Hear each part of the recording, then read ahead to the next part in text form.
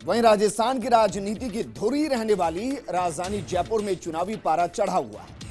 Record वोटों से जीतने वाले बीजेपी के रामचरण बोहरा का सामना पहली बार सीधी फाइट में मेयर रही ज्योति खंडेलवाल से है। लेकिन 5 साल पहले मोदी लहर में 5 लाख से ज्यादा वोटों से जीतने वाले रामचरण बोहरा 2014 के लोकसभा चुनाव में 8 विधानसभा सीटों पर बढ़त बनाते हुए नजर आए थे। लेकिन 2018 के चुनाव के दौरान 5 सीटें ऐसी जहां पर बीजेपी की जगह कांग्रेस बढ़त बनाती हुई नजर आई और इस दौरान 2 लाख से ज्यादा वोटों से रामचरण बोहरा की बढ़त पीछे चली गई है, माइनस चली गई है। मतलब ये कि कांग्रेस विधानसभा चुनाव के जरिए लोकसभा चुनाव में बढ़त बनाती हुई नजर आई। लेकिन क्या ये बढ़त बरकरार रहेगी, ये रिपोर्ट देखिए। राजधानी में बढ़ गया है चुनावी पारा। भाजपा ने रामचरण बोहरा पर फिर खेला दाव। कांग्रेस ने महिला उम्मीदवार ज्योति को उतारा मैदान में। पिछले चुनाव में रिकॉर्ड वोट से जीती थी भाजपा, लेकिन इस बार आसान नहीं है भाजपा की राह। विधानसभा चुनाव के परिणाम बने मुसीबत। 8 में से 5 सीट कांग्रेस के नाम हुई। सिर्फ 3 सीट पर भाजपा जीत दर्ज कर सकी। 2014 में 5,39,000 से जीते थे रामचरण बोहरा। कांग्रेस से दुगने से ज्यादा वोट मिले थे भाजपा को। लेकिन विधानसभा चुनाव में बदल गई स्थितियां। क्या अपना किला बुलंद रख पाएगी भाजपा? देश के आम चुनाव के लिए रणभेरी बच चुकी है। योद्धा मैदान में उतर चुके हैं। घर घर वोट के लिए दस्तक भी दे रहे हैं। जीत का दावा दोनों ही प्रमुख दल कर रहे हैं।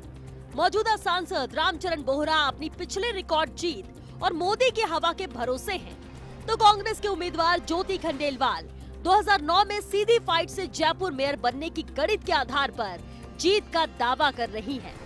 जयपुर की लोकसभा सीट परंपरागत रूप से भाजपा की सीट रही है। 2014 के चुनाव में भाजपा के रामचरण बोहरा को 8,63,358 वोट मिले, जबकि कांग्रेस के महेश जोशी को महज 3,24,013 वोट मिले। यानी बोहरा को जोशी से दुगने से ज्यादा वोट मिले। 8 में से एक भी विधानसभा सीट ऐसी नहीं थी जहां भाजपा ने बड़ी बढ़त नहीं ली। विद्याधर नगर और सांगानेर में तो मोदी लहर में भाजपा को 1-1 लाख से ज्यादा वोट की बढ़त मिली थी। लेकिन 3 महीने पहले आए विधानसभा चुनाव के नतीजे अब बोहरा के लिए सिर दर्द बने हुए हैं। दरअसल जयपुर लोकसभा क्षेत्र में आने वाली 8 में से 5 विधानसभा सीट पर कांग्रेस ने कब्जा जमा लिया है। 3 सीट ही भाजपा के पास है। इन 3 में से भी 1 सीट बहुत कम अंतर से भाजपा ने जीती थी। विधानसभा चुनाव के परिणामों की तुलनात्मक बानगी देखें तो इस सीट के परिणाम के आकलन से आपको अचरज होगा। देखिए कैसे। सिविल लाइंस में लोकसभा चुनाव में भाजपा को 71,797 वोट की बढ़त मिली थी, लेकिन इस बार भाजपा ये सीट 18,068 वोट से हार गई। यानी भाजपा को कुल करीब 90,000 वोट का नुकसान हो गया। बगरू में लोकसभा चुनाव में भाजपा को 67,031 वोट की बढ़त मिली थी, लेकिन इस बार विधानसभा में भाजपा ये सीट 5,343 वोट से हार गई। यानी भाजपा को करीब 72,000 वोट का नुकसान हुआ। हवा महल सीट से भाजपा 2014 में 30,000 वोट से आगे थी, लेकिन अब ये सीट 9,000 से अधिक वोट से हार गई। यहाँ पर भी भाजपा का 39,000 वोटों का नुकसान माना जा रहा है। किशनपोल व आदर्श नगर विधानसभा पर भी अब कांग्रेस का कब्जा है। विद्याधर नगर, मालवीय नगर और सांगानेर में भी लोकसभा चुनाव से तुलना करें तो भले ही भाजपा ने विधानसभा में ये तीनों सीटें जीत ली, लेकिन वोट का अंतर काफी गिर गया है। हवा महल 2014 में भाजपा को 83,589 वोट मिले। 2018 में 76,192 वोट ही मिल सके भाजपा को। 2014 में कांग्रेस को महज 53,184 वोट मिले थे।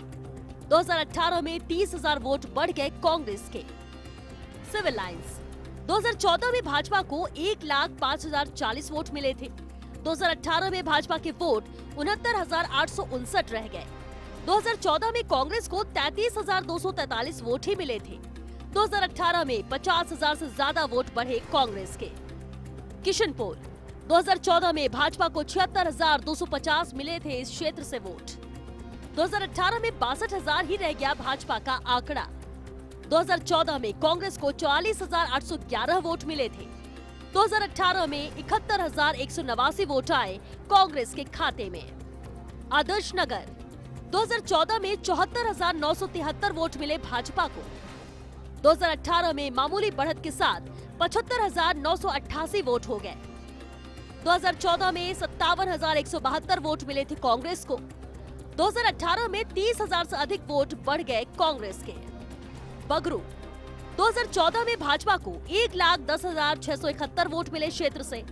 2018 में 91,000 वोट ही मिल सके भाजपा को। 2014 में 43,640 वोट मिले थे कांग्रेस पार्टी को। 2018 में कांग्रेस के वोट 96,635 हो गए, यानी 50,000 से अधिक वोट बढ़े कांग्रेस के। मालवीय नगर 2014 के चुनाव में भाजपा को 1,08,962 वोट मिले। 2018 में वोट घटकर 70,221 ही रह गए। 2014 में कांग्रेस को इस क्षेत्र से 25,297 वोट ही मिल सके, लेकिन 2018 में 86,517 वोट हो गए कांग्रेस के। सांगानेर 2014 में भाजपा को 1,40,938 वोट मिले थे। 2018 में भाजपा के वोट घटकर 1,07,947 रह गए।